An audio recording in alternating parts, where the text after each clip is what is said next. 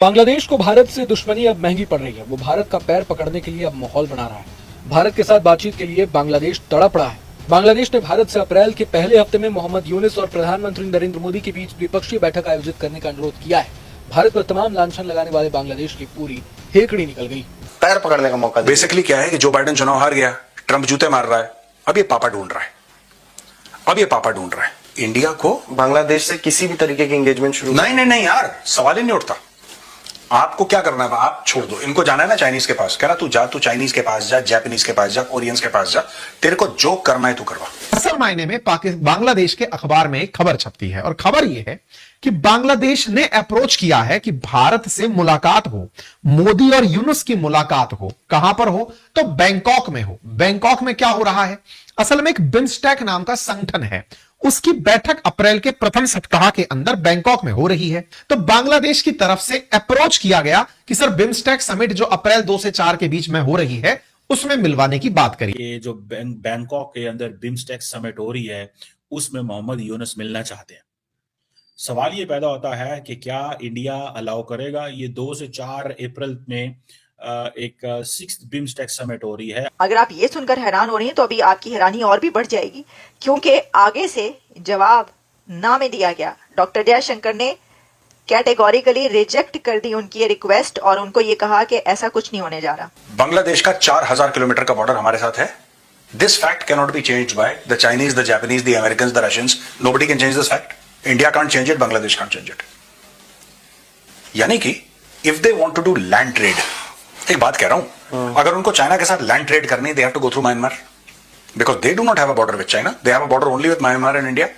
आप म्यांमार से जाओगे, जैसे ही आप घुसोगे वहां पे ट्रेड करने के लिए, वहां पे अराकान में स्लिप पे बैठी है, अभी किक रहा है कैच, यूनुस का कैच, और वहां पे अराकान आर्मी जैसे 10-15 गुट बैठे हुए हैं।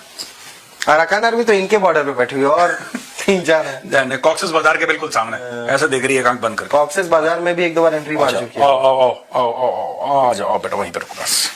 यार भारत बदला तो नहीं लेगा, ये कभी ऐसा हुआ नहीं, ऐसी कोई बात भारत की तरफ से नजर नहीं आती। लेकिन इसके अंदर एक और बहुत अहम बात यह है कि बांग्लादेश में जब ये सब हुआ तो उसके बाद पाकिस्तान और बांग्लादेश के ताल्लुकात बड़े अच्छे हो गए।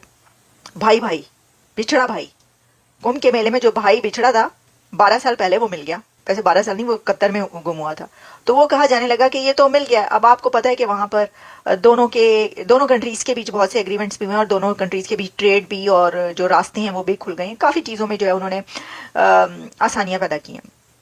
लेकिन अब क्या होगा? क्या अभी भी बांग्लादेश और पाकिस्तान के रिलेशन जो हैं वो वैसे ही दो बिछड़े भाइयों जैसे रहेंगे, या अब फिर से वही कुछ हो जाएगा जो पहले था? क्योंकि अब अगर अमेरिका ने बांग्लादेश का इशू इंडिया पर छोड़ दिया है और अब इंडिया के हाथ में, इंडिया के कंट्रोल में है बांग्लादेश, अगर ऐसा है कि बांग्लादेश इंडिया के कंट्रोल में होगा तो क्या वो बांग्लादेश को पाकिस्तान के साथ इतने अच्छे रिलेशन रखने देगा? अब वो कह रहे हैं कि हम चाहते हैं कि नरेंद्र मोदी हमसे दोबारा मिले। और ये जो इंफॉर्मेशन है कि जयशंकर साहब जो हैं वो ने एक बुनियाद तय कर दी थी कि किस तरह का डायलॉग होना चाहिए। आपको क्या लगता है कि नरेंद्र मोदी क्या मुलाकात करेंगे? मुझे लगता है कि शायद नरेंद्र मोदी अवॉइड करेंगे, मेरी एक ऑब्जर्वेशन। ठीक है जी, मैं नहीं समझता कि नरेंद्र मोदी मुलाकात करेंगे। उसकी वजह यह है कि दैट इज हाउ प्रेशर डाला जाएगा। अब ये बताएं ना, शेख हसीना वाजिद को क्या पैगाम जाएगा कि शेख हसीना वाजिद की क्या रेलिवेंस है भाई? उन्होंने कहना है, शेख हसीना वाजिद ने कहना है कि जिस बंदे ने मुझे निकाला या जिस बंदे को निकाल के जिस बंदे को बिठाया गया मेरी जगह पे, आप उससे मुलाकातें कर रहे हैं और मैं यहां पे एग्जाइल में बैठी हुई हूं। तो देखिए, बहुत बड़ी आवश्यकता, तो भारत के बिना इनका कुछ भी नहीं चल सकता। ना क्षेत्रीय मुद्दे चल सकते, ना अंतरराष्ट्रीय मुद्दे चल सकते, ना इनका परिवहन चल सकता, ना संचार चल सकता, ना ऊर्जा चल सकती, ना व्यापार चल सकता। इन सब चीजों में इसके भारत की जरूरत है और भारत के साथ बिगड़े संबंध अब इनकी ग्रोथ रेट में डिक्लाइन के रूप में दिखाई भी दे रहे हैं। इन्फ्लेशन हो या पॉलिटिकल अनसर्टेनिटी हो, बांग्लादेश को अब खाए जा रही है। बांग्लादेश जिन देशों के साथ सबसे ज्यादा ट्रेड करता है उनमें भारत, चाइना, यूएस शामिल हैं। चाइना से ट्रेड करके ये ऑलरेडी ट्रेड डेफिसिट में रहता है, बड़ा ट्रेड डेफिसिट है, $21 बिलियन का ट्रेड डेफिसिट है। बांग्लादेश ज्यादा इंपोर्ट करता है, एक्सपोर्ट कम करता है। उसके कारण से हमारी इंडस्ट्री पूरी बर्बाद हो गई और अब हमारे पास खाने के लिए भी मोहताज हो जाएंगे कुछ दिन। अब ये पता क्या बोलेंगे? अब आप ये कहेंगे कि इंडिया को, अब इनके टीवी में डिबेट होगी, मैं आपको आज बता दूं, क्योंकि पाकिस्तान में यही हुआ था, यही बांग्लादेश में होगा। अब इनकी टीवी पे डिबेट होगी, राइट? और इनकी टीवी में डिबेट बोलेंगे कि देखो भारत हमारे साथ रिश्ते बिगाड़ रहा है, जबकि इनके बंदे गालियां दे रहे थे, इनके बंदे उल्टा सीधा बोल रहे थे। अब ये कहेंगे, अब ये भारत के ऊपर डाल देंगे कि भारत एक बात बताओ, भारत ने शेख हसीना को नहीं निकाला, भारत ने तो प्रोटेस्ट नहीं करवाए जो तुम लोग कर रहे हो, भारत ने तो नहीं लुटवा दिया शेख हसीना का पूरा वो बंगला तोड़वा दिया, we did not do that. लेकिन नरेंद्र मोदी के लिए भी एक इंपॉर्टेंट चीज है, इस तरह कंप्लीटली इग्नोर कर देना भी शायद बेहतर नहीं होगा। हाँ, हो सकता है खड़े खड़े मुलाकात कर लें, कई दफा होता है खाने पे, डिनर लंच पे साइड पे खड़े हैं तो मुलाकात हो गई। अदरवाइज ये कहना कि वो कोई ऐसी मुलाकात होगी, मुझे नहीं लगता। और ये जो जिसे वो कहते हैं ना कि एक सितंबर 2024 में आई थिंक कोई मुलाकात हुई थी UNGA में इंडिया और बांग्लादेश के लोगों की, और फिर ये फैसला किया गया था कि भाई साहब अब किस तरह चीजों को लेके चलना है। लेकिन मैं आपको बात बताऊं, इंडिया और बांग्लादेश जो है उनके मामलात संभल नहीं रहे अभी, और बांग्लादेश भी मुसलसल टफ लाइन ले रहा है। इसमें मोदी जी और ओए मेरी जान भैया। हाँ, और बांग्लादेशी जो वो है सर सिस्टम है, उन्होंने रिक्वेस्ट की इंडिया से कि मोदी जी और उसकी बायलैटरल मीटिंग करवाई जाए। यहां से कल रणधीर जायसवाल साहब से पूछा गया कि क्या है इस पे, उन्होंने बोला कि नो अपडेट, मतलब नहीं, मतलब तो समझा सकता है कि अभी तक मिलना होता तो आ चुका होता प्लान, मतलब तो नहीं मिलना है। और कम से कम जो जायसवाल जी हैं वो इस तरीके, mister Jaiswal is a diplomat ना, डिप्लोमेट कैसे मना कर सके I don't have any update. Visit मुलाकात होती है या नहीं होती, मुश्किल चीज है।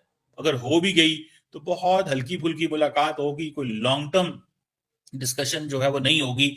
उसकी वजह ये केयर टेकर सेटअप है। अब केयर टेकर सेटअप से इंडिया क्या बात करेगा?